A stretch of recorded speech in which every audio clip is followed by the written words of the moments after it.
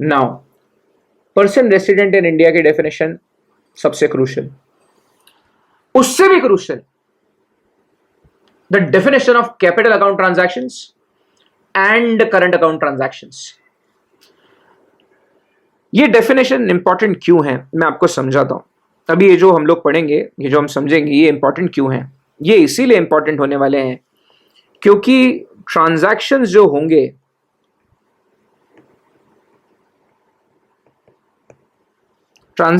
होंगे वो सिर्फ और सिर्फ दो ही प्रकार के हो सकते हैं। ठीक है, प्लीज अंडरस्टैंड कीजिए इस बात को। पर्सन रेसिडेंट इन इंडिया और पर्सन रेसिडेंट आउटसाइड इंडिया।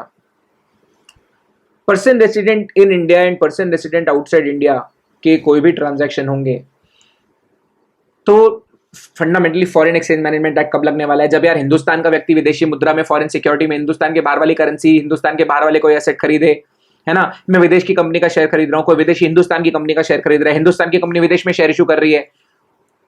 कोई भी ट्रांजैक्शन फेमा में कब आने वाला है? फॉरेन एक्सचेंज ट्रांजैक्शन होगा तभी, है ना। विदेशी के साथ ट्रांजैक्शन होगा तभी, है ना। या इंडिया के बाहर रहने वाला कोई इंडिया के बाहर की प्रॉपर्टी वगैरह सेल कर रहा है, इंडिया का पैसा विदेश के ले जा रहा है, या विदेश का पैसा इंडिया की प्रॉपर्टी के लिए आ रहे हैं। फंडामेंटली ट्रांजैक्शन जो भी होंगे, जो भी ट्रांजैक्शन रेगुलेट किए जाते हैं ना फॉरेन एक्सचेंज मैनेजमेंट एक्ट में, जो भी ट्रांजैक्शन रेगुलेट किए जाते हैं, either the transaction is going to be capital account transaction or the transaction is going to be current account transaction. Transaction दो ही प्रकार के हो सकते हैं, capital account transaction या current account transaction. So let us try and check out the definition of capital account transaction. सबसे पहले हम लोग देखते हैं the definition of capital account transaction. 2 minute के लिए फोकस करिए।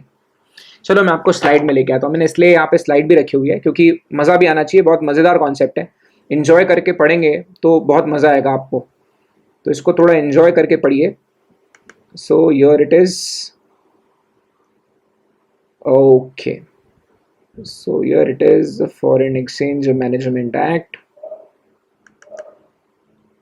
चलिए, सो इसका कंटेक्स्ट सेट करने के लिए मैंने आपके लिए कुछ कुछ यहाँ पर रखा हुआ है और जस्ट मैं वो इसलिए खोलना चाहता हूँ ताकि आप उसको एंजॉय करके पढ़ें। बस मज़े के लिए एंजॉय करते हुए पढ़ोगे, बहुत मज़ा आएगी इसको।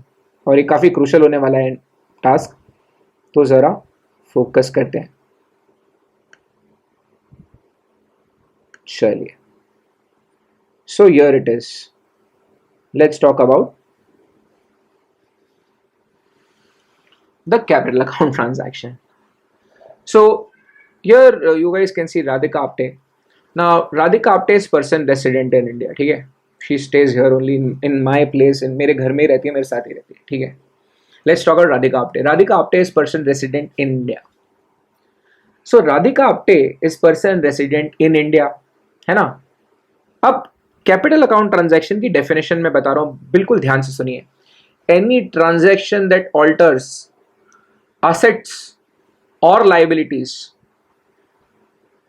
any transaction that alters assets or liabilities, any transaction, ऐसा कोई भी transaction which alters assets or liabilities including contingent liabilities outside India of person resident in India. Any transaction which alters assets or liabilities including contingent liabilities outside India of person resident in India is considered as capital account transaction. For example, Radhika Apte person resident in India है। Radhika Apte Switzerland में एक mention खरीदती है। क्या Switzerland में India के बाहर राधिका आप्टे के असेट्स या लाइबिलिटीज ऑल्टर हुए? एब्सोल्युटली, एक नया असेट परचेस हुआ है ना। हिंदुस्तान के बाहर एक असेट खरीदा गया, क्या राधिका आप्टे के असेट्स लाइबिलिटीज में से कुछ ऑल्टर हुआ? एब्सोल्युटली, एक नया असेट परचेस हुआ, will be considered as capital account transaction. Okay. Radhika Apte को नेटफ्लिक्स अपने कंपनी के शेयर्स दे रही है। राधिका आप्टे नेटफ्लिक्स का शेयर खरीद रही है। क्या इंडिया के बाहर राधिका आप्टे के असेट्स या लाइबिलिटीज में अल्टरेशन हुई? एब्सोल्युटली, शेयर्स असेट्स हैं, हिंदुस्तान के बाहर की कंपनी के असेट्स राधिका आप्टे को मिले। इंडिया के बाहर की कंपनी है, उस कंपनी में शेयर्स मिले, क्या असेट्स लायबिलिटी ऑल्टर हुई? एब्सोल्युटली हुई. Capital account transaction, any transaction that alters assets और liabilities including contingent liabilities outside India और person resident in India. Okay.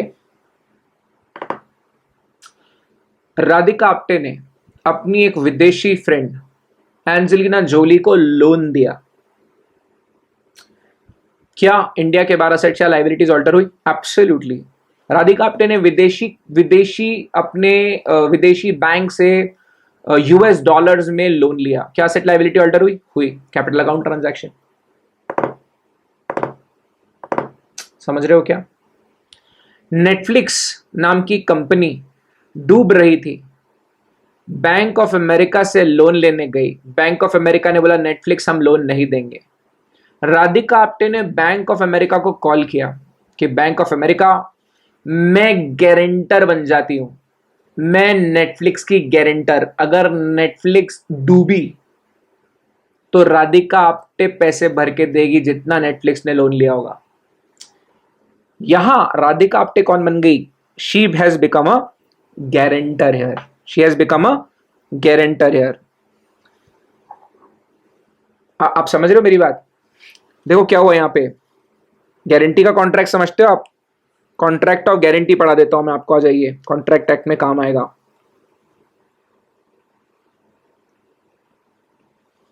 तो ये कॉन्ट्रैक्ट ऑफ गारंटी ही तो है.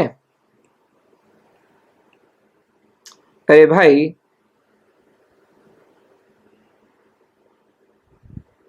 गारंटर कौन है? गारंटी कौन उठा रहा है? राधिका आप्टे. लोन देने वाली कंपनी कौन? Bank of America. Bank of America loan दे रही है नेटफ्लिक्स को, है ना? तो ये है एक क्रेडिटर और ये है प्रिंसिपल डेटर.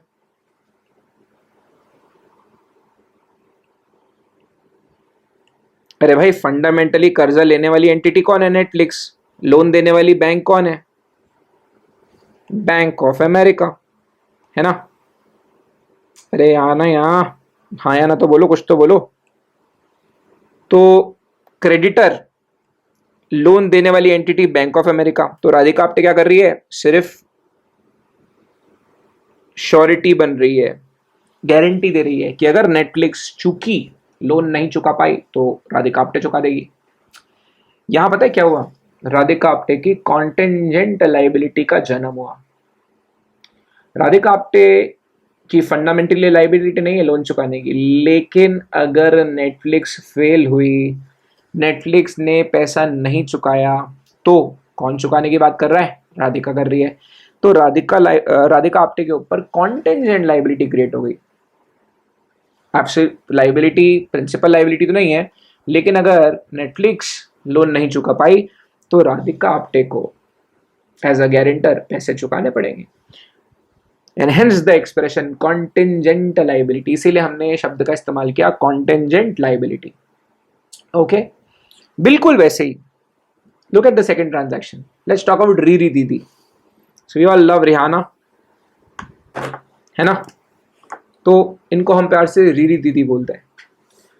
अब Rihanna maybe she is person resident outside India, तो पर्सन रेसिडेंट आउटसाइड इंडिया है.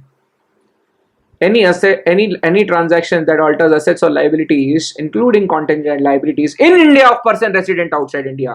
अब person resident outside India के assets या liabilities हिंदुस्तान में alter हो रहे होंगे, तो उसको भी हम कैपिटल अकाउंट ट्रांजैक्शन मान लेंगे. What is capital account transaction? Capital account transaction means any transaction that alters assets और liabilities including contingent liabilities of outside India of person resident India or in India of person resident outside India.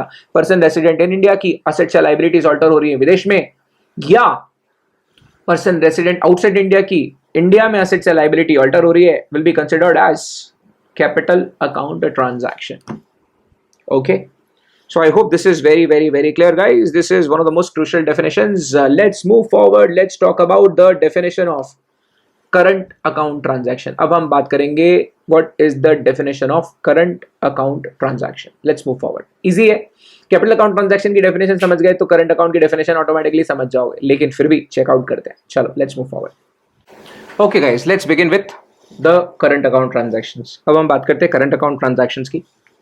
Now capital account transactions का meaning क्या था? Capital account transaction meant any transaction that alters assets or liabilities including contingent liabilities in India of person resident outside India or outside India of person resident in India, right?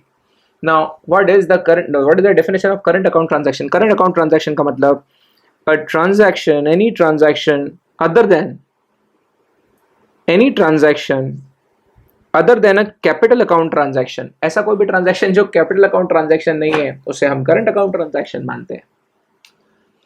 For example, आप अपनी wife के साथ Switzerland घूमने गए, आपने एक casual trip India के बाहर की, तो नेचुरली आप पैसा खर्च करोगे, होटल बुक करोगे, वहां पे पैसा स्पेंड करोगे, विदेशी मुद्रा में स्पेंड करोगे। क्या आपके एसेट लाइबिलिटी ऑल्टर हुए? नहीं, current account transaction. Fair enough. आप एक एक्सपोर्टर हो, आप विदेश में गुड्स बेचते हो, सर्विसेज बेचते हो। मेरी कुछ क्लासेस दुबई के बच्चों ने भी ली है, तो दुबई से मुझे मुद्राएं मिली, current account transaction. Import export में, इंटरनेशनल कोर्स ऑफ ट्रेड में कभी कभी हमको ओवरड्राफ्ट फैसिलिटी की ज़रूरत पड़ती है, तो ओवरड्राफ्ट फैसिलिटी को हम लोन नहीं मानते। Overdraft facility, short term banking facility, जो क्रेडिट स्कीम्स होती है, गारंटीज मिलती है, करंट अकाउंट ट्रांजैक्शन। ओके, सो बहुत सारे ट्रांजैक्शन आ जाएंगे। आप विदेश गए, आपने वहाँ पर कोई मेडिकल ट्रीटमेंट कराया, आप विदेश में घूमने गए, आपने बिजनेस ट्रिप के लिए आप विदेश गए, आप इंटरनेशनल सेमिनार था न्यूजीलैंड में, आप वहाँ चले गए। तो चाहे आप विदेश में कोई ट्रिप के लिए जा रहे हो, अपनी एजुकेशन के लिए आप जा रहे हो, कोई सेमिनार के लिए जा रहे हो, अपने, अगर आप इंडिया में रहते हो, आपके बच्चे, स्पाउस या आपकी फैमिली इंडिया के बाहर रहती है, उनको अपने पैसे ट्रांसफर किए, करंट अकाउंट ट्रांजैक्शन माना जाएगा। Okay, so guys, I hope this is very clear. We have come to the conclusion of first part. Now we will be getting into the transactions. Now we will be talking about a little more about current account transactions कैसे govern किए जाते हैं, capital account transactions कैसे govern किए जाते हैं। तो अब हम ट्रांजैक्शंस के बारे में थोड़ी सी और डिटेल में बात करें। Let's move forward.